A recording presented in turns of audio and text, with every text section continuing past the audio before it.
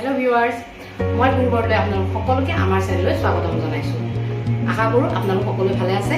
আজি মই পুনৰবাৰ এখন পৰম্পৰাগত অসমীয়া মাছৰ থালি লৈ আহিছোঁ আৰু এই মাছৰ থালিখন বনাওঁতে মই ব্যৱহাৰ কৰিম আজি ডাঙৰ মাছ। তেন্তে আহক আমি ভিডিঅ'টোলৈ আগবাঢ়ো।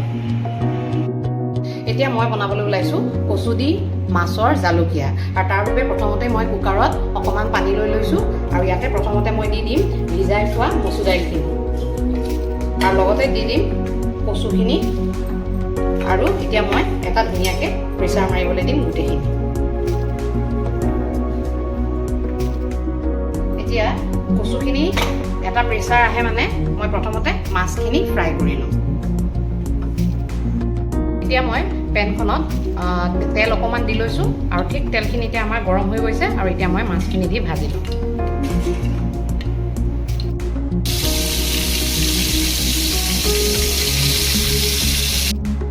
আমাৰ এতিয়া মাছ ভজাখিনি হৈ গ'ল।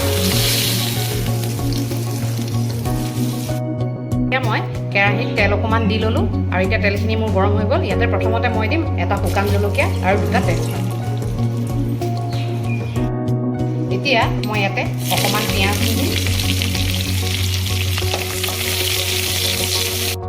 পিঁয়াজখিনি অকণমান ভাজি হোৱাৰ লগে লগে মই ইয়াতে দি দিম আদা, নহৰু আৰু জালুক একেলগে খুন্দি।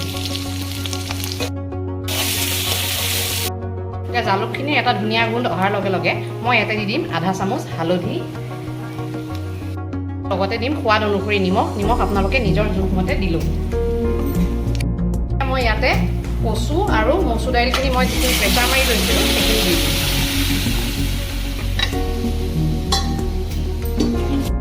এতিয়া মই ভালদৰে কচুখিনি উতলিবলৈ দিম আৰু উতলাৰ পিছত মই ইয়াতে মাছ দি দিম আৰু আমাৰ কচু জালুকীয়া ৰেডি হৈ যাব। এতিয়া আমাৰ কচু জালুকীয়াখিনি উতলি গ'ল আৰু এতিয়া ইয়াতে মই মাছ দি দিম আৰু আমাৰ কচু জালুকীয়া ৰেডি হৈ গ'ল। এতিয়া মই বাতি এটাত বেচন, চাউলৰ গুড়া, নিমখ, হালধি ভালদৰে সানি ল'লোঁ আৰু এতিয়া মই ধুনীয়াকৈ ভেন্দিৰ এটা এটাকৈ পকৰি বনাই লওঁ।